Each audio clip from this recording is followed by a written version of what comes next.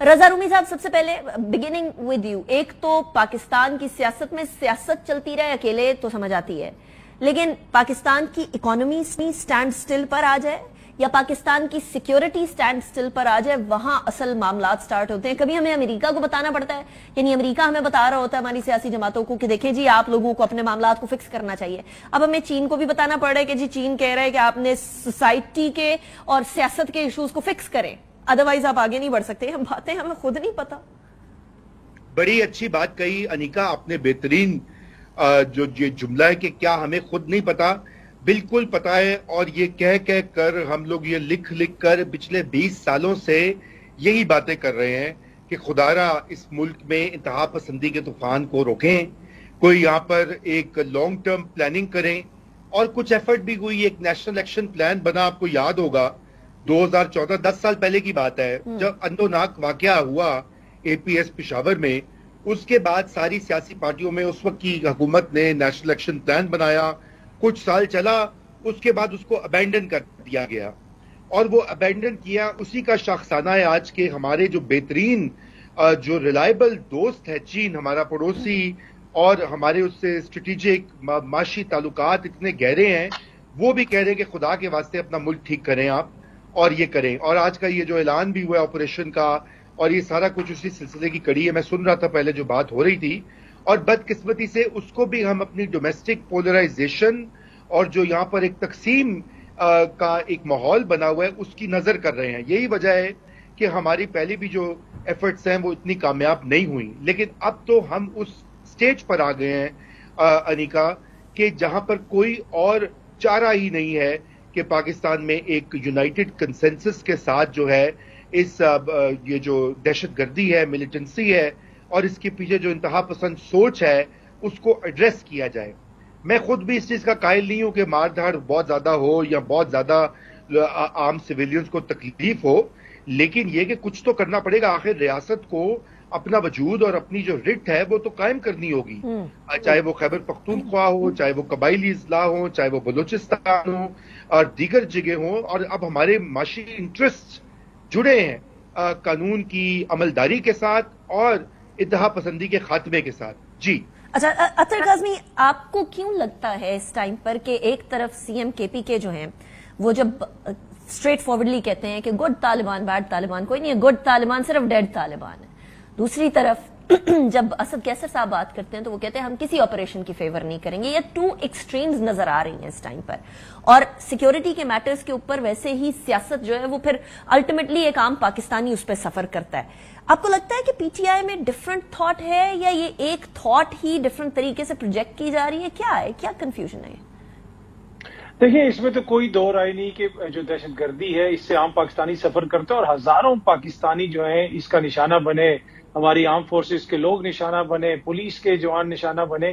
تو یہ تو بڑا انفارچونیٹ ہے جو سارا معاملہ ہے. لیکن جو ابھی رضا رومی صاحب بات کر رہے ہیں نا، بڑی امپورٹنٹ بات ہے کہ قانون کی حکمرانی، قانون کی حاکمیت، قانون کی عملداری. آپ آئسولیشن میں یوٹوپیا نہیں کریٹ کر سکتے. آپ کوئی آپریشن کر کے کہیں پہ قانون کی عملداری قائم نہیں کر سکتے. اگر آپ کے دارالحکومت کے اندر عدالتوں کے فیصلے نہ مانے جا رہے ہوں تو پھر آپ یہ بھول جائیں کہ آپ کے دور دراز علاقوں میں قانون کی عملداری ہوگی. آپ کو ان ٹوٹیلٹی چیزوں کو دیکھنا پڑے گا، وداؤٹ پولیٹیکل پریجوڈس، وداؤٹ آپ کی جو دیگر جتنے بھی باعثز ہیں اس کو سائڈ پہ رکھ کے دیکھنا پڑے گا کہ آخر ہو رہا کیا ہے ملک کے اندر. چاہے تحریک انصاف والے ہوں، پہلے ان کی حکومت تھی، ابھی دوسروں کی حکومت ہے. یہ مسئلہ صرف اتنا سمپل نہیں ہے کہ اسد کیسر کیا کہہ رہے ہیں یا علی امین کیا کہہ رہے ہیں یا خواجہ آصف صاحب کیا کہہ رہے ہیں. کیا اس پورے ملک کے اندر قانون کی عملداری ہے؟ کیا لاہور کے اندر قانون کی عملداری ہے؟ کیا کراچی میں ہے؟ تو پھر ہم کیسے ایکسپیکٹ کر سکتے ہیں کہ دور دراز علاقوں میں کچے کا very important point. let me put forward another question. قانون کی عملداری ہو پورے اگر ملک کے اندر سیاسی قانونی عملداری نہیں ہو رہی تو وہ ایک ایگزامپل ہے باقی سب کے لیے کہ اچھا وہ قانون کی عملداری نہیں کر رہے تو ہم بھی نہیں کریں گے. یہ بات تو آپ بالکل درست کہہ رہے ہیں، خواہ وہ پی ایم ایل این کی طرف سے، پیپلز پارٹی یا پی ٹی آئی کی طرف سے کوئی بھی جماعت، اس میں جماعت سے مبرہ ہو کر سوچنا پڑے گا. لیکن کیا اس کا مطلب یہ ہے کہ جب تک ملک کے اندر ٹوٹالٹی نہیں آتی تب تک ہم دہشت گردوں کو جو مرضی کرنے دیں؟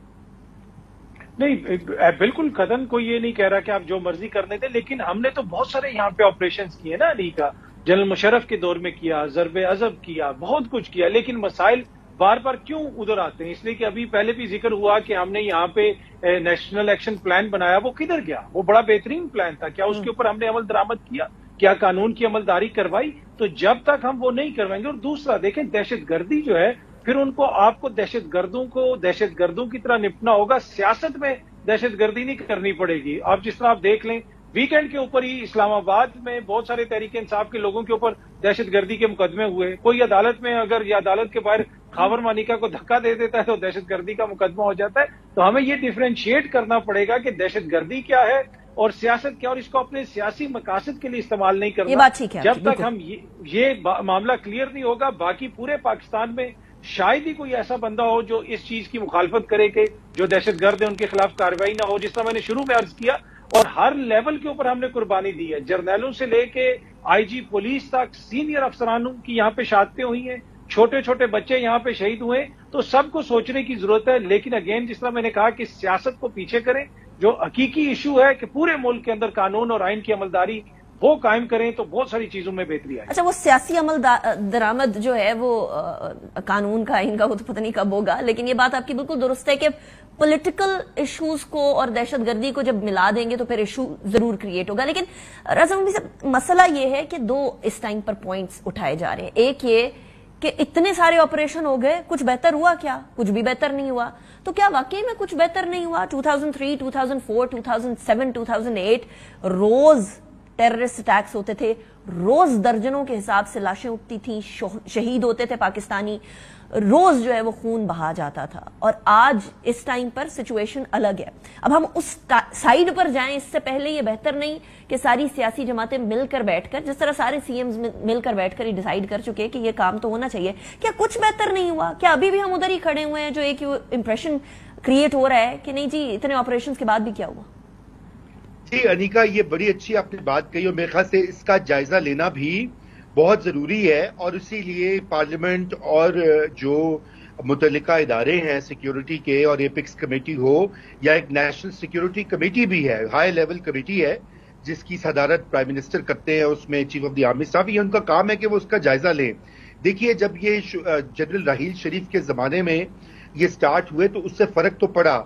جو پہلے دہشت گردی کے سنگین واقعات ہوتے رہے 2013، 14، 15 تک، ان میں خاطر خواہ کمی آئی، نمبرز نیچے گئے، ہم نے دیکھا کئی سال، اور اس میں یقیناً ہماری افواج نے، رینجرز نے، پولیس نے، اور خصوصاً پولیس کا ذکر کم ہوتا ہے، انہوں نے بڑی قربانیاں دی۔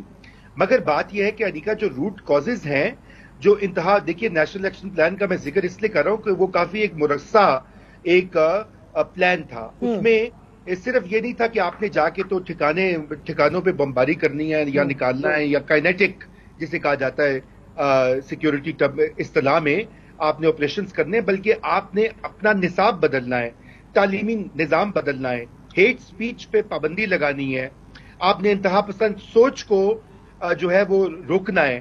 اس کے اوپر بدقسمتی سے ہماری جو اشرافیہ ہے، چاہے وہ سیاسی ہوں یا غیر سیاسی ہوں، اور اس میں فوج بھی آتی ہے، عدلیہ بھی آتی ہے، میں کہوں گا میڈیا بھی آتا ہے، انہوں نے اس کو اس طرح سے توجہ نہیں دی، کیونکہ بدقسمتی سے ہماری ساری کی ساری توجہ جو ہے 2016-17 کے بعد رہی پہلے تو عمران خان صاحب کے لانے کے اوپر کہ ان کو کیسے لایا جائے اقتدار میں۔ 2018 میں وہ آ گئے، اس سے پہلے آپ کو پتا ہے کہ ایک دھرنا آرگنائز ہوا ایک انتہا پسند گروپ کی طرف سے 17-18 میں، اور باقاعدہ اس کی جو ہے بیکنگ بھی کی گئی، اور اس کو فروغ اتنا دیا گیا کہ آج وہ ریاست کے لیے، سوسائٹی کے لیے، سیاست کے لیے ایک بہت بڑا چیلنج بن چکا ہے۔ اور وہ کیا اس لیے گیا، فیسیلیٹیٹ کیا جا رہا تھا ان کو ملک میں، تاکہ ایک اس طرح سے جو نون لیگ کا ووٹ بینک ہے اس کو توڑا جائے۔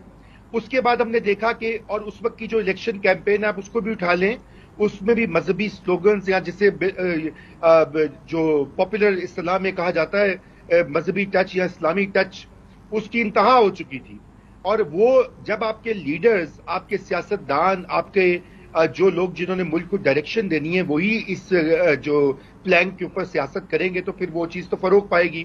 یہی وجہ ہے کہ سوات کا جو واقعہ ہوا 2 روز پہلے، اتنی بدقسمتی کی بات ہے کہ ایک لوکل ٹور، اب ہم کہتے ہیں جی سیاحت ہوگی، ٹورزم باہر کے لوگ آئیں گے، وہ لوکل ٹورسٹ سیف ہے۔ یہ بات رضا نبوی صاحب، you raised a very important point over